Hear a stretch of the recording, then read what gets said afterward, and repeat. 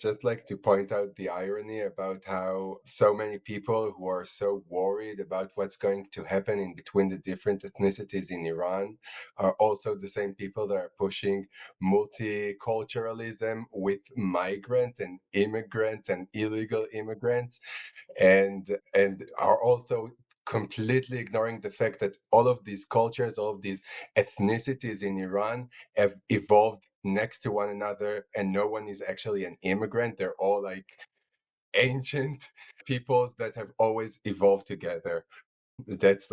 Yeah, That's one and thing. also when they want to they want to make it seem like our kings are fascists, but if you look at our history, all our kings were not Persian. Like most, like did we have like what they consider the Persian ethnicity? Like if you keep going back, like we don't have they were all from these different ethnicities. They were all our kings were from these what they call minority ethnicities. So like, oh, like even Pahlavi is not full Persian, right? Yeah. So yeah, they're going. How are they going to be a Persian fascist, but they're not even Persian, like ethnic wise? Yeah, but go on. Yeah. I So I'm sorry, can I just chime in for 2 seconds? It's crazy that they're, like, yeah, worried about, like, tension between the different ethnic groups of Iran, but they think that they can impose a one-state solution on the Israelis and the Palestinians, and it would just be, like, just multi-ethnic, peaceful. Yeah. So I have a question. I saw a lot of reports, and I actually see more of them now, that there are new demonstrations in the streets of Iran, and I wondered if you have any news on that and what's actually happening. Sorry. I see a lot of reports from different outlets that the demonstrations in Iran in the streets are renewed, and I'm The- wondering if you can What is tell me what anything is about it. being renewed right now is chanting from the windows and rooftops. That's But what's being renewed. actually saw that there are Really? demonstrations in several cities in the streets. I don't know Oh, if it's okay. true. So Those are Cheheloms, I think. Are you talking about the the memorial? Like so let me correct me if I'm wrong, unless you have seen something that I haven't seen. But what's happening right now is after the massacre of early January, we now are getting to the days that is 40 days after their mass slaughter. Like for different people it's going to be different days, but in Iran we have this tradition that 40 days after you die we do another ceremony to remember you, and it's called Chehelom. So for people who the Islamic Republic kills during many different protests, it has now become a tradition that their Chehelom, the 40th ceremony for remembering them, turns into a protest itself against the government. So what you might be seeing, if I'm correct, or like let me know if I'm correct, is a lot of these remember memorial ceremonies at the 40th day for the people who were slaughtered are now turning into an act of defiance against the regime. Is that what you're seeing? it's just they scream in the streets, right? But they're like Mm. from their cars and stuff like that. I don't understand what I'm seeing, so that's why I'm asking Oh, you. then you might be seeing something that I haven't, and you might be ahead of me because I haven't seen that. It's I haven't in seen that. Abadan. Abadan, you might be ahead of me on the news, or maybe it's something different. Well, But it's actually from like 20 to 10, so it's like an hour and a half ago. okay, this might be a breaking news that hasn't reached me yet. Then I haven't. I'm Okay. looking at my feed. Oh, I'm looking at my feed and I'm not seeing it. So I'm pretty sure if you're right, this will blow up. Like this is not something that will go unnoticed. Okay. So if you're right, we will probably be talking about it probably Okay, today or thank you. tomorrow. Okay. Yeah. Thanks. Sorry if you've seen something that I haven't seen. Oh, let me see actually. No, it's Oh, fine. I breaking. just wanted to I'm seeing verify something. I'm it. seeing something from an hour ago. Breaking. The regime in Iran has just cut off the internet in Abadan. It's all kicking off again. The last footage we got showed the city was out in the streets chanting death to Khamenei. You're right. You're right. This just happened an hour, like just a few hours ago. Death to Yeah. Khamenei and using car horns to protest. IRGC is going to deploy armed forces to crush these people. Okay. Can we get the link in Yes, the you're chat? right. You saw something. This just happened a few hours ago in Abadan. Okay. Thank you Thank for you. letting me know. Thank you for letting me know. It's an Hebrew chat in Israel, so I would send it, but it's like not. No, I just Armin, saw. can you Yeah, go ahead and link that, Armin, in the chat? We've got some people who'd like it, please. yeah. This is what I'm seeing. Interesting. All right, you could remove me from the list so that more people could speak. Okay. Okay. So guys, Abadan and Abdanan are different things. Okay. Those Abdanan was a city.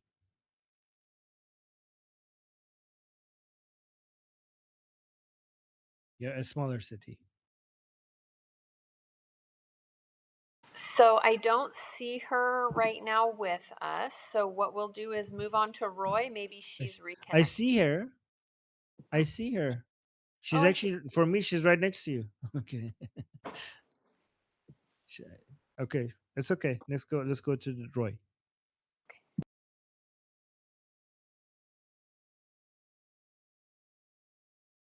Hi, Roy. Hi. Hey, I have a question for you, Armin. I'm like, my question is, have you no shame, Armin? Have you no shame that you are supporting Reza Pahlavi, that he doesn't have 100% of every people in Iran? I am sorry. How can you go? How can you like seriously? It's No. insane. It's insane. No. Like Hussein Amanpour, just put him in his place. Just look at her, just putting him in his place. I'm sorry. I'm Right. sorry. I line up the mood. Just line up the mood a little bit, guys. I love you so much. I do have a serious question though.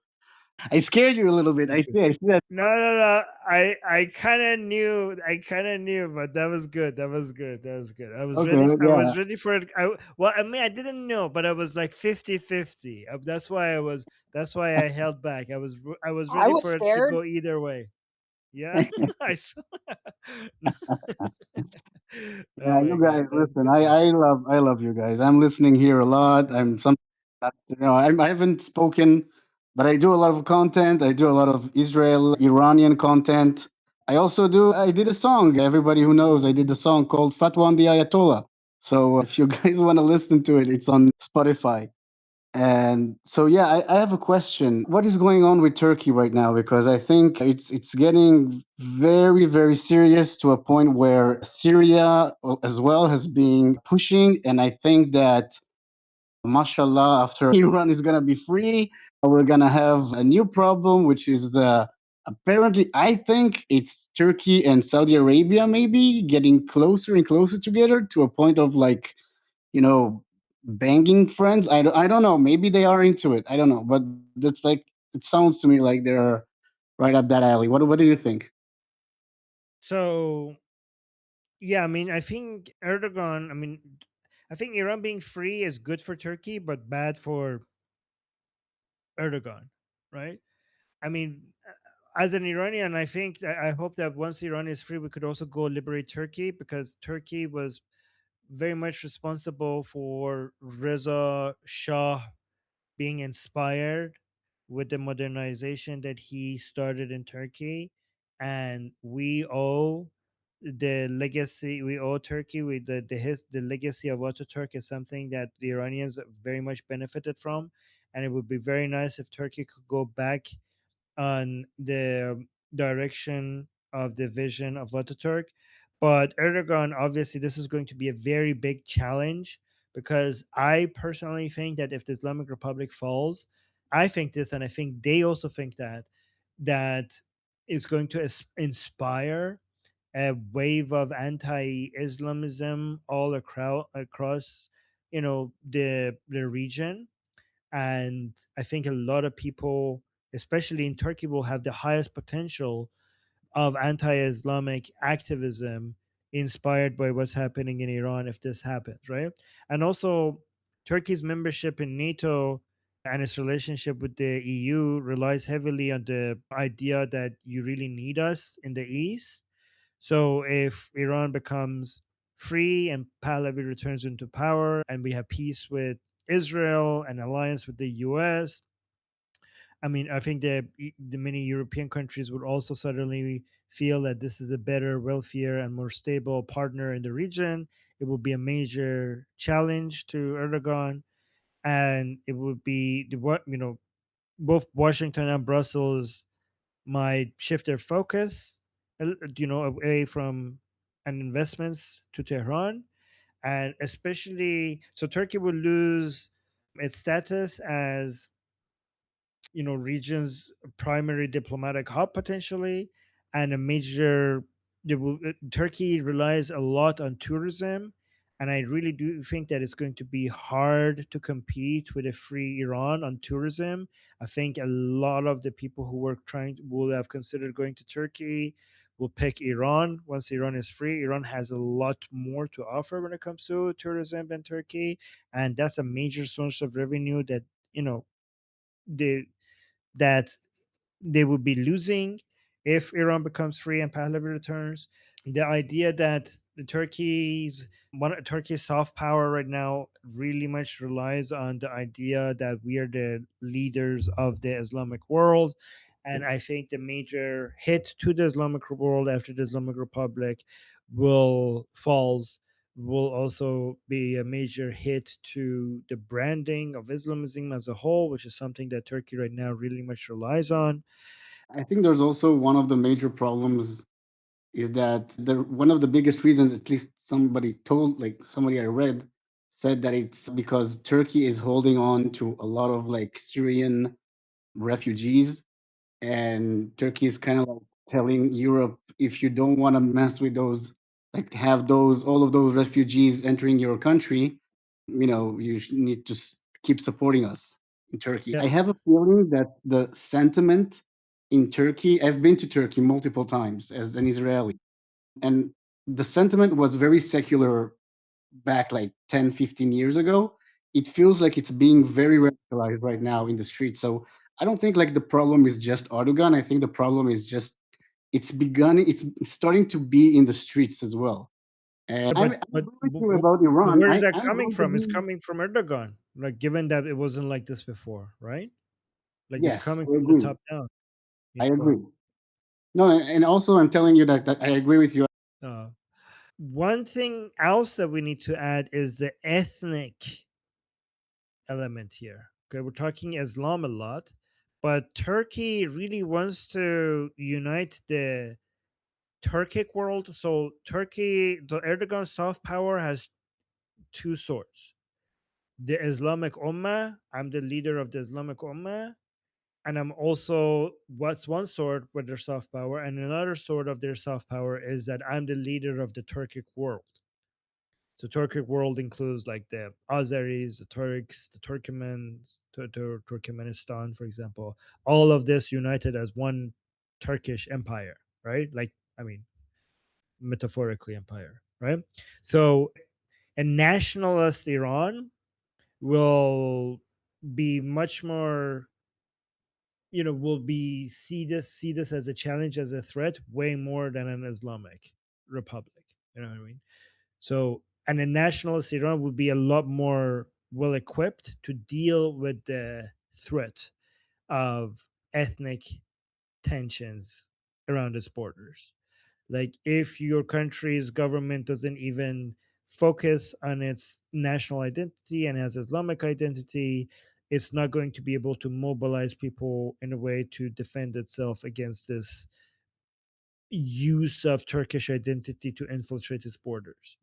But if it was a nationalist country where people were in line with their own government, like Iranian people are nationalists, the regime is Islamic. So it's really hard to collaborate impossible to collaborate. But when the Iranian people are nationalists and the government is also nationalist and patriotic, then the Iranian people and the government will be in line with each other to defend our borders. So that will be a much tougher wall to crack by this attempt of a Turkic invade, like cultural or ethnic invasion. You know what I mean? But do you think that, so this actually goes to one of my other questions. So when Iran will be free and you'll have many diverse people in Iran, many diverse ethnicities, one of them is the Kurds. Are how are the Kurds going to be? Either are they going to integrate more, or are they going to ask, by your idea, if they're going to ask for maybe a piece of area just to be like one of the, you know, start of their country, Kurdistan, or is Oh it my going to be? God, no. So we don't have that many separatists among our Kurdish population. The Kurdish Iranians are very, very patriotic, and they consider themselves to be Iranian first and Kurdish second. And they're proud of their national identity, and they themselves will protect the borders of Iran against any separatist groups who would have the idea of, creating the crazy, the insane, ridiculous idea of a Kurdistan as a country. It will cause so much chaos in the region, basically challenging the border integrities of one, not one, not two, not three, but four countries at the same time is the best recipe for endless chaos in the region. And it's very important that Israelis understand this, okay? I Because want the to challenge chaos. Syria's border integrity. Yeah, but you don't want chaos. You should want stability. The more border integrity we challenge, the more chaos we'll have, the more failed states we will have, the more failed states that Syria's we already have, failed. the better. Hold on, let me finish my sentence. But the more failed states that we have, the better areas for Hamas, ISIS, Al Qaeda, Hezbollah groups to grow. Go on, Samantha. Syria's already a failed country. I want to challenge Syria's border integrity. Let's go. Okay, Armin, we So only have a few minutes left with you, and we do have one more name on the list, which I would love to get to. Shauna, please, as quickly as you can, your question. Okay, this is gonna be I really sorry, I missed my turn earlier. We had a discussion yesterday that we couldn't finish, and I'm curious what Armin's thoughts are. What do you consider to be Western civilization and Europe? Europe is a geographical area, so that should be Is easy it? to answer. Is it a geographical? Europe. Okay, so what's a European then? What's a European? What do you mean? Like, what's a European? People who are from Europe. Right. So am I a European? Because genetically, Right. I'm from Europe.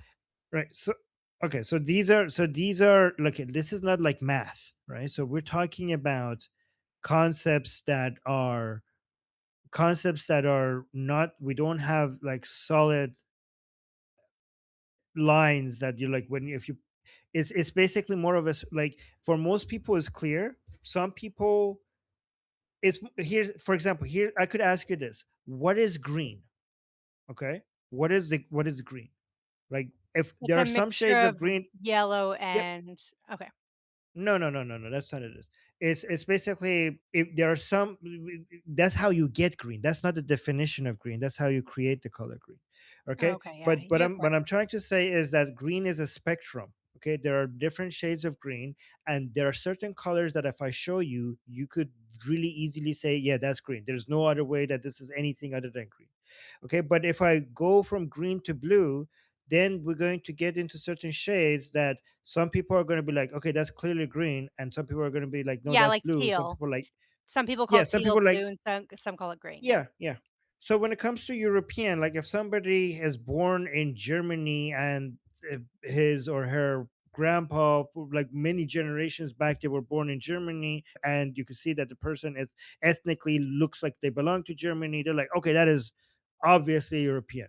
But then obviously, just like the color, there are some people are like, well, I don't know, like, are you European? Like you could be considered European. Like I'm pretty sure you could then point to certain people, just like the color green, that different people would disagree on whether this will be categorized as green or blue. Then because we don't, this is not like math. It's not like physics. We don't have like definition that you could draw a line and say past this point is European and before it is not European. It's more Oh, like a color. And there are people who fall in these areas of the spectrum, and you could argue it, what is Western right? civilization then?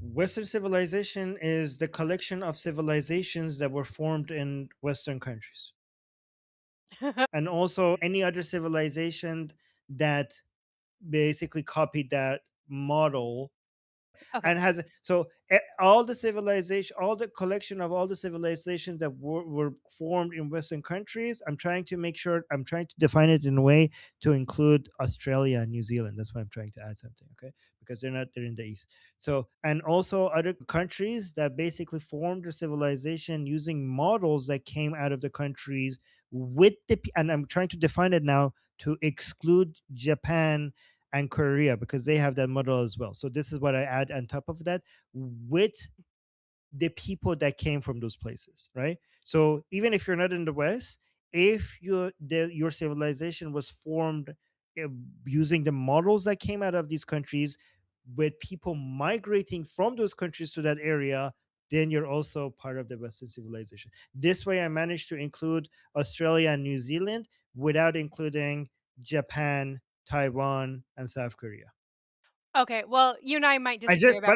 by the way, I just came up with that. By the way, so I Good don't job. know. Good job. Okay, I would actually include Japan in Western civilization, or at least a hybrid. but you're not wrong, and I'm not wrong because there is no. I mean, I'm pretty sure there is no like Okay. revelation from God that says that this is how you should define it. So I think like there's Okay. like Okay. these are I different know, but perspectives.